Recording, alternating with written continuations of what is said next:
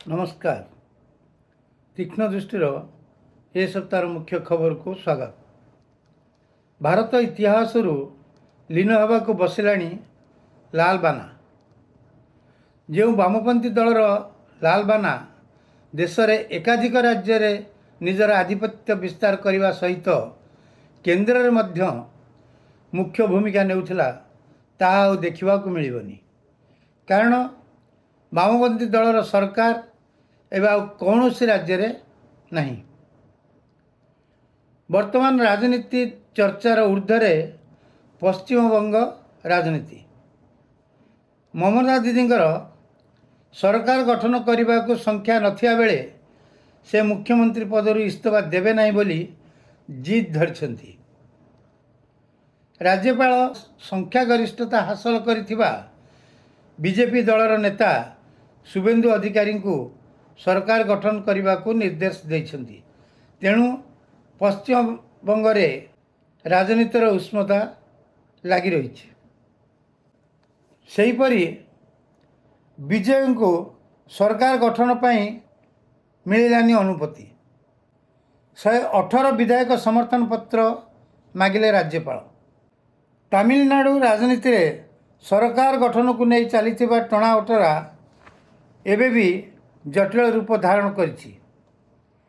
TV के मुख्य विजय द्वितीय थर पर राज्यपाल को भेटी सरकार गठन करने दाबी करथिले मध्य राज्यपाल ताको अग्राह्य प्रकाश करथिले एवं तांको 108 जन विधायक समर्थन पत्र आनी देखिया कहिथिले।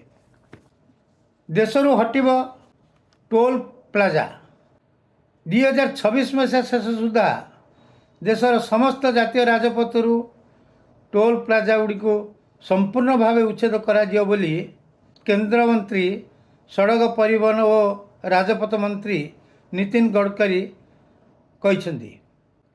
यह नूतन व्यवस्था अधीन में गाड़ी गुड़िक टोल प्लाजा रे आउ धाड़ी बांधी रहिबाकू पड़िबो नहीं, बरं गाड़ी चलुथिया बेले भी टोल आदाय होई परिबो।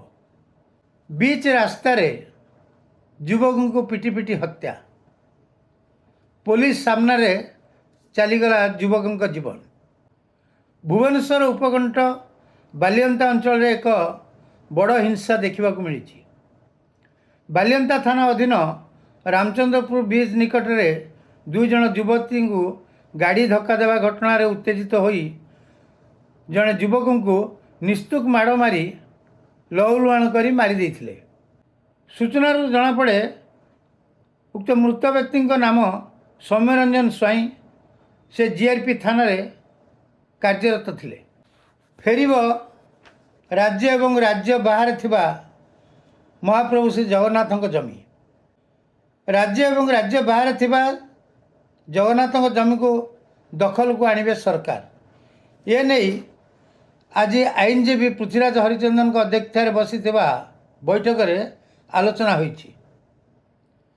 राज्य भितर एवं राज्य बाहर महाप्रभु जमी को फेरई अणाजिवो। पाखापाखि 36,000 एकर जमी जबरदखल रे रही। सेमानंको मध्यरु प्राय 25 रु 26% जमी रे लंबा समय धरी लोक मैंने बसति स्थापन करछंती। सेमानंको उच्छेद न करा जाई किभଳି भावे सेमानंको थैथान करा जिवो लोकं को सरकारंकर चिंता। शरीर को सुस्थ और ठंडा रखिया पई दही उत्कृष्ट अटे। दही खाइबा द्वारा पाचन क्रिया रे सुधार आसवा सहित ओजन नियंत्रण में मध्य सहायक होता है। दही रे प्रचुर परिमाण कैल्शियम और फॉस्फोरस भरी रही है। फल हाड़ और दांत पर मध्य लाभदायक होता है। सज और मीठा दही शरीर पर सबुठारु भल। तेणु यह दैनंदिन खाद्य रे सामिल करी निज को और निज परिवार को सुस्थ रखापी अनुरोध। सड़क सुरक्षा को प्राधान्य देई कार्य करने आरटीओ मान को निर्देश देइछंती परिवहन कमिश्नर। ड्राइविंग लाइसेंस ଓ ଫିଟନେସ୍ ପ୍ରଦାନ ସମୟରେ ସ୍ୱଚ୍ଛତା ଅବଲମ୍ବନ କରିବାକୁ ମଧ୍ୟ କମିଶନର କଡ଼ାକଡ଼ି ଭାବେ ନିର୍ଦ୍ଦେଶ କରିଛନ୍ତି। ଉପମୁଖ୍ୟମନ୍ତ୍ରୀ ଶ୍ରୀମତୀ ପ୍ରଭାତୀ ପରିଡ଼ା 79,000 ଜଣ ବାଦ୍ ପଡ଼ିଥିବା ସୁଭଦ୍ରା ହିତାଧିକାରୀଙ୍କୁ 61 କୋଟିରୁ ଉର୍ଦ୍ଧ୍ୱ ଟଙ୍କା ପ୍ରଦାନ କରିଛନ୍ତି। ଆଜି ପାଇଁ ଏତିକିରେ ରଖୁଛି। ଆଶା କରେ এই ଚ୍ୟାନେଲଟିକୁ ସବସ୍କ୍ରାଇବ୍, ଲାଇକ୍ ଓ ସେୟାର କରିବାକୁ ଭୁଲିବେ ନାହିଁ। ନମସ୍କାର।